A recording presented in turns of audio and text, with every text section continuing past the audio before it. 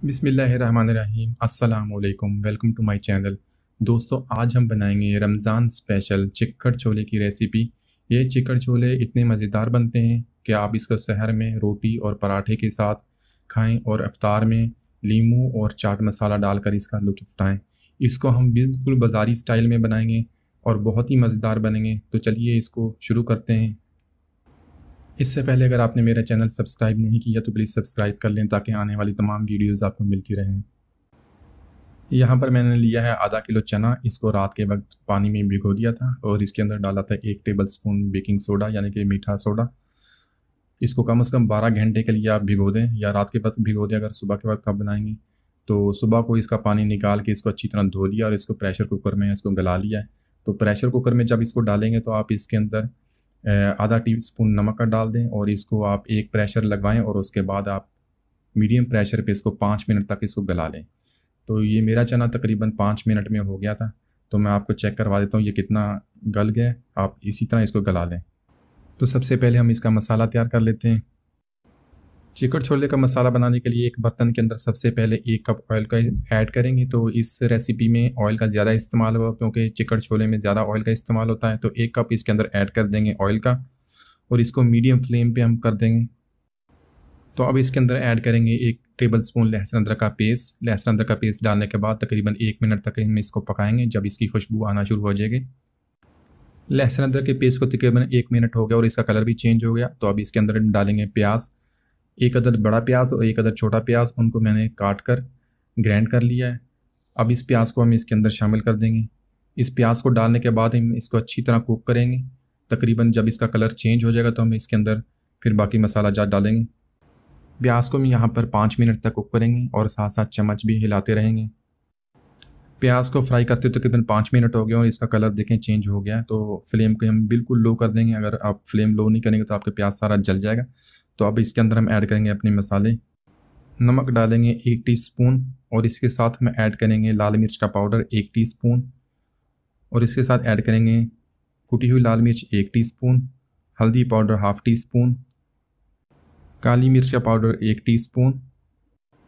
तो ये सारे मसाले डाल के इनको अच्छी तरह मिक्स कर लेंगे और तकरीबन 2 मिनट तक हम इसको भुनाई करेंगे मसाले की।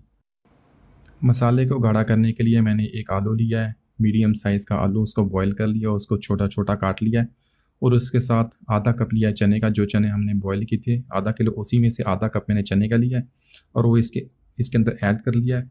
अगर इसमें हम थोड़ा सा पानी ऐड करेंगे इसको ग्राइंड करने के लिए तो इसको अच्छी तरह ग्राइंड करके हम इसका फाइन सा पेस्ट बना लेंगे और वो पेस्ट हम इसके अंदर मसाले के अंदर ऐड करेंगे। तकरीबन मसाला हमारा अच्छी तरह फ्राई हो गया और ऑयल भी सेपरेट हो गया। तो इसके अंदर हम पेस्ट का शामिल कर देंगे जो हमने अभी ग्राइंड करके बनाया आलू और चने का।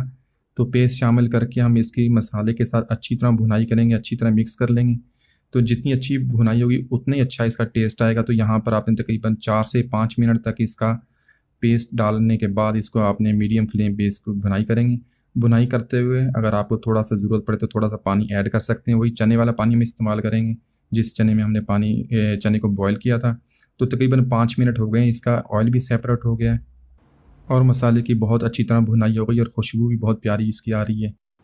अब इसके अंदर ऐड करेंगे 2 अदद दालचीनी के टुकड़े और 2 अदद काली इलायची बड़ी, उसको खोल लिया इलायची को, वो ऐड कर देंगे और मज़ीद इसको 1 से 2 मिनट तक हम इसके मसाले के साथ भून लेंगे।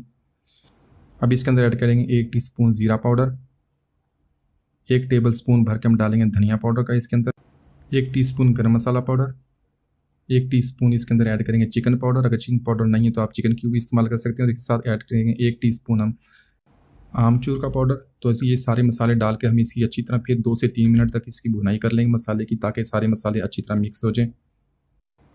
तो मसाला हमारा तैयार हो गया। अब इसके अंदर शामिल करेंगे चना। जो चना हमने बॉईल किया था वो इसके अंदर शामिल कर देंगे।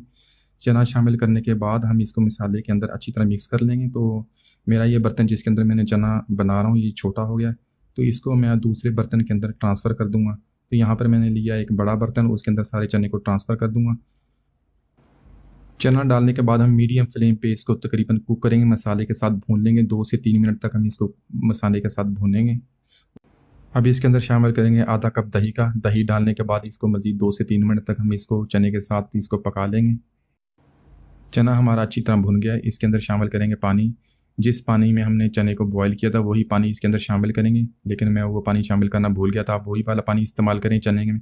3 कप पानी इसके अंदर ऐड कर देंगे और इसको मीडियम फ्लेम पे हमें इसको कवर करके 10 मिनट तक इसको कुक करेंगे।